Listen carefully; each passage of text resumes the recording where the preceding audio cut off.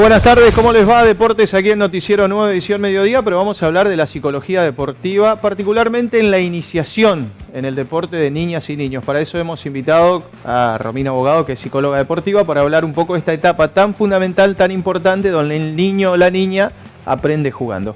¿Cómo andás, Romy? Muy buenas tardes. Muy buenas tardes, Huguito, y a toda la audiencia. Bueno, a ver, vamos a arrancar por el rol del formador y o entrenador de cualquier deporte cuando una niña o un niño a través de papá y mamá elige ese deporte y va a un club o a algún lugar, un gimnasio, lo que sea. ¿Qué función cumple ahí el formador?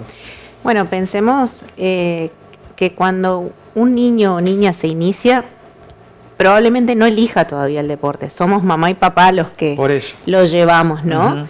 Eso se da más adelante, ¿no? Y ahí es importante que como padres podamos mostrar diferentes opciones deportivas, ¿sí? No encasillar al niño en, bueno, no, porque a nosotros nos gusta tal deporte, que practique tal deporte, que el niño tenga la posibilidad de probar deportes individuales, deportes de equipo, donde quizás trabaja más destrezas del tren inferior, en otros momentos del tren superior. Entonces así también él va a tener la posibilidad más adelante, sí, de elegir. ¿Y en qué edad la niña o el niño está en condiciones de elegir? ¿O eso es indistinto y es muy personal? Y claramente como los individuos somos todos diferentes, uh-huh, se puede dar en diferentes momentos, pero sí podemos decir que es una etapa donde ya el deporte requiera la especialización. Ahí entonces necesitamos elegir, uh-huh, ¿sí?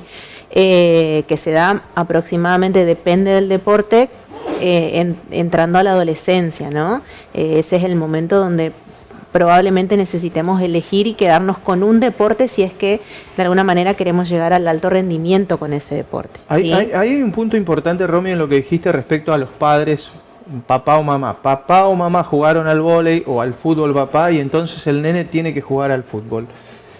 No es tan lineal, ¿no? Exactamente, por eso decimos que es importante que el niño pueda o la niña puedan probar diferentes estímulos, uh-huh, y que con el correr del tiempo pueda elegir entonces, ¿sí? Y que el deporte no solamente sea esto de ir a la actividad deportiva, sino que también en eso fomentemos en familia, en el contexto donde está ese niño, hábitos saludables, ¿sí? Con respecto a la alimentación, al descanso, al compartir por sobre todas las cosas. Necesitamos no solamente que esos niños asistan en su tiempo de entrenamiento, sino que tengan otros espacios donde puedan compartir con otros niños, con otras instituciones. ¿Y el niño puede disfrutar de una obligación, entre comillas?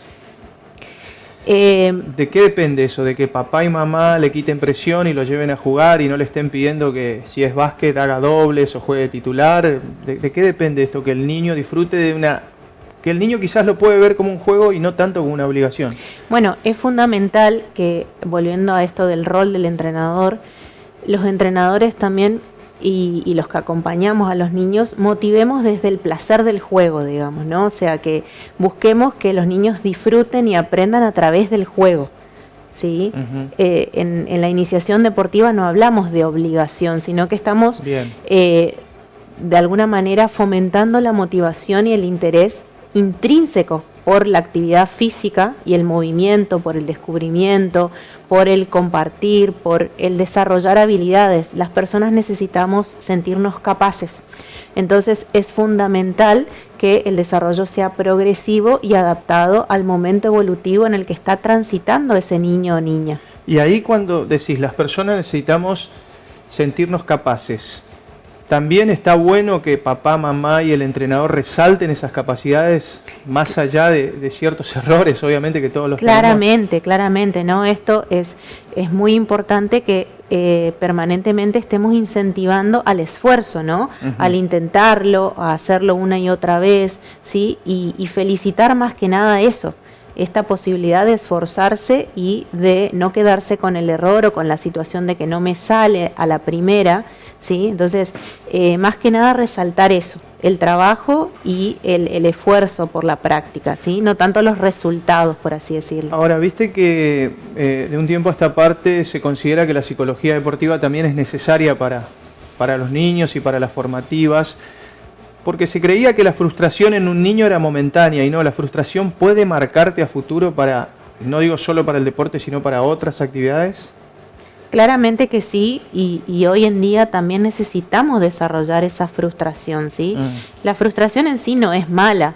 Tenemos que entender que nuestra vida es una vida en la que algunas cosas se nos van a dar, otras no, algunas cosas son como nos gustaría, otras no. Entonces, la realidad es que el deporte es un espacio donde el niño va a estar contenido y va a poder trabajar esa frustración que a veces le genera que no le salga algo, que no la emboque, claro, que no son meta un robots, gol. digamos, sienten y está bueno también eso, ¿no? Exactamente, y nosotros como papás también tenemos que darle valor a esa emoción y no decirles no pasa nada, no es importante. En realidad es muy importante, ¿sí? Porque a nadie le gusta que algo no salga como yo lo esperaba, ¿sí? Y eso nos pasa a los niños y a los adultos. Ahora, ahí hay un punto fundamental, ¿no? ¿Pintarle un mundo de maravillas también puede ser contraproducente? Claramente que sí, porque en algún momento se van a chocar con la pared, como dice Di María, ¿no? O sea, hay esta cuestión de alguna manera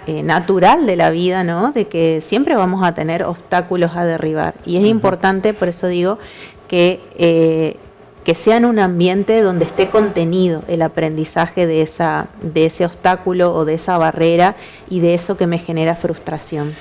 Por último, Romy, te pregunto, un consejo para padres y madres, obviamente, que llevan a sus niñas o niños a hacer algún deporte y que el niño termina frustrándose a través del error. ¿Qué hace papá y mamá ahí en ese momento en el que el nene viene porque perdió un partido, porque perdió en el tenis, porque no le salen las cosas? ¿Qué actitud toman papá y mamá? Bueno, principalmente acompañar ese momento y decir que entendemos que es importante y sentimos su malestar, ¿no es cierto?